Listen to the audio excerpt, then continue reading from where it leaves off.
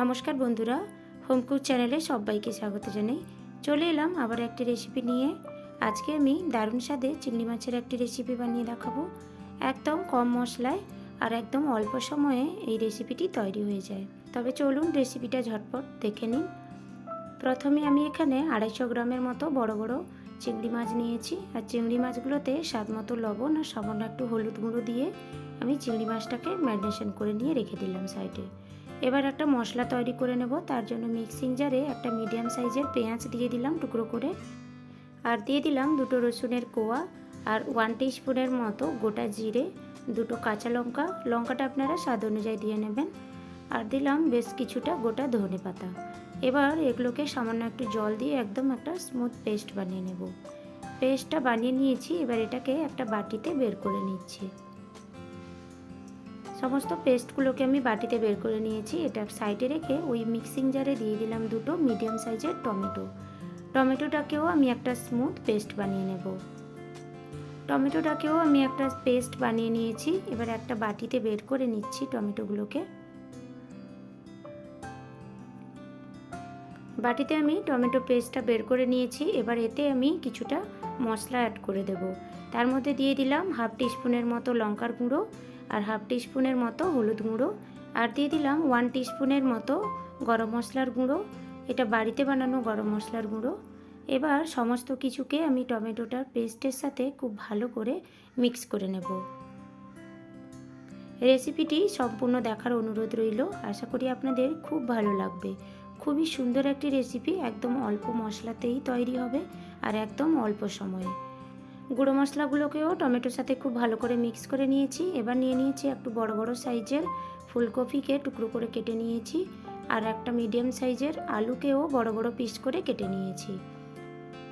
এবার চলে এসেছি রান্নার পর্যায়ে। তার জন্য গ্যাসে একটা কড়াই বসিয়ে নিয়েছি, আর গ্যাসের ফ্লেমটা হাইতে করে দিয়ে দিলাম 2 থেকে 3 টেবিল স্পুনের মতো সাদা তেল।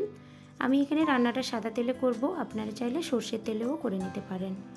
তেলটা খুব ভালো করে গরম হয়ে গেলে আমি ওই আলুগুলো যে কেটে রেখেছিলাম ওগুলো দিয়ে দিলাম। এবার 1/2 টিস্পুনের মতো লবণ দিয়ে দিলাম, আর 1/3 টিস্পুনের মতো হলুদ গুঁড়ো দিয়ে আলুটাকে মিডিয়াম আঁচে নেড়ে চেড়ে হালকা একটু ভাজা ভাজা করে নিলাম। আলুটাকে হালকা একটু ভাজা ভাজা করে নিয়েছি। এবার যে ফুলকপিগুলো কেটে রেখেছিলাম ওগুলো আমি এক এক করে দিয়ে দিলাম। ফুলকপিগুলো দিয়েও আমি মিডিয়াম ফ্লেমে আলু আর ফুলকপিটাকে খুব ভালো করে ভেজে নেব। ফুলকপিটা দেওয়ার পরে আমি লবণ আর হলুদ গুঁড়োটা ইউজ করলাম না, কারণ আলুতে হলুদ গুঁড়ো আর লবণের পরিমাণটা একটু বেশি করে দিয়ে দিয়েছিলাম, যাতে ফুলকপিটাও সঙ্গে ভেজে নেব তার জন্য। এবার হলুদ আর লবণটা দিয়ে ফুলকপিটাকে নেড়ে চেড়ে আমি হালকা একটু ভাজা করে নিলাম। এবার একটা চামচের সাহায্যে ফুলকপি আর আলুটাকে আমি একটু প্লেটে তুলে নিচ্ছি। সমস্ত ফুলকপি আর আলুটাকে একটা প্লেটে তুলে নিয়েছি। এবার আমি রান্নাটা করে নেব। এবার আমি সর্ষের তেলে রান্নাটা করব। এবার আমি দিয়ে দিলাম 3 থেকে 4 টেবিল স্পুনের মতো সর্ষের তেল, আর তেলটা খুব ভালো করে গরম করে নিলাম যাতে সর্ষের তেলের ঝাঁঝটা একটু চলে যায়। এবার একটু ফোড়নে গরম মশলা অ্যাড করে দিচ্ছি। তার মধ্যে একটা এলাচ দিলাম, আর একটা ছোট্ট দারচিনির টুকরো, 4টের মতো গোলমরিচ গোটা, আর দিলাম 2টো তেজপাতাকে টুকরো করে। এবার হালকা একটু নেড়ে চেড়ে ফোড়নটাকে ভাজা করে নিলাম। ফোড়নটা ভাজা হয়ে গেছে। এবার আমি গ্যাসের ফ্লেমটা একদম স্লোতে করে দিয়েছি।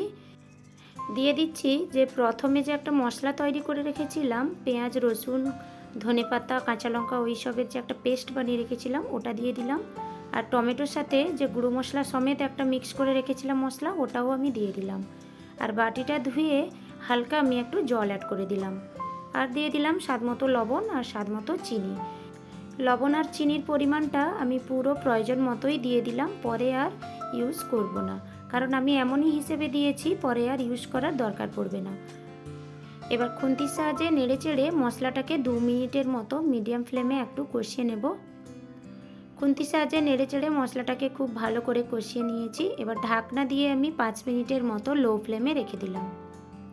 5 মিনিট হয়ে গেছে, ঢাকনাটা এবার খুলে নিচ্ছি। দেখুন মশলাটা খুব ভালোভাবে কষিয়ে গেছে, একদম তেল ছাড়তে শুরু করেছে।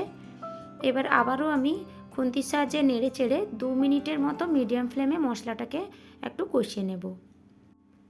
এতক্ষণ পর্যন্ত যদি আমার ভিডিওটি আপনাদেরকে ভালো লেগে থাকে তাহলে আমার ভিডিওটিতে একটা লাইক করে দেবেন আর চ্যানেলটিকে অবশ্যই সাবস্ক্রাইব করে আমার পাশে থাকবেন প্লিজ।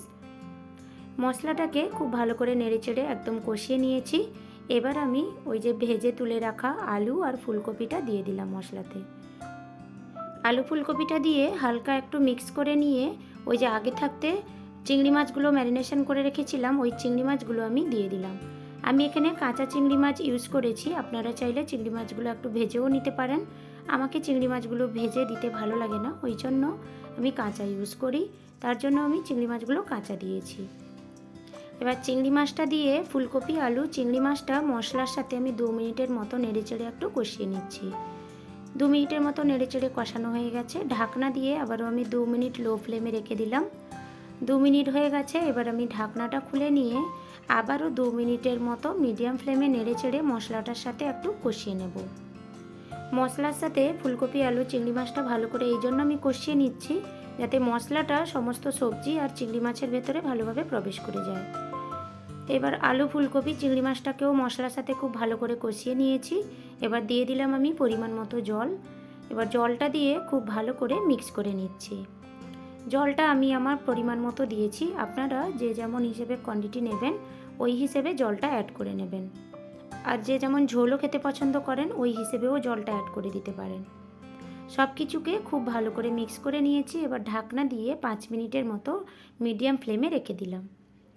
5 মিনিট হয়ে গেছে, এবার ঢাকনাটা খুলে নিচ্ছি। দেখুন রান্নাটা আমার সম্পূর্ণ রেডি হয়ে গেছে, সব কিছু খুব ভালোভাবে সেদ্ধ হয়ে গেছে আর ঝোলটাও আমি ঠিক এই পর্যায়েই রাখবো। একটু পাতলা পাতলা হলে খেতে কিন্তু খুব ভালো লাগে। আলুগুলোও খুব ভালোভাবে সেদ্ধ হয়ে গেছে, এবার রান্নাটা সম্পূর্ণভাবে রেডি হয়ে গেছে। এবার গ্যাসের ফ্লেমটা বন্ধ করে আমি একটু ঢাকনা দিয়ে স্ট্যান্ডিং টাইমে রেখে দিয়েছিলাম। দেখুন দেখতে কতটা সুন্দর হয়েছে, কালারটাও খুব ভালো এসেছে, খেতেও কিন্তু হেভি টেস্টি হয়। গরম গরম ভাতের সাথে এই রকম ফুলকপি আলু চিংড়ি মাছের এই রেসিপিটি থাকলে অসম্ভব স্বাদের লাগে খেতে। বন্ধুরা আমার মতো করে একবার বাড়িতে বানিয়ে ফেলুন, আশা করি সবার খুব ভালো লাগবে।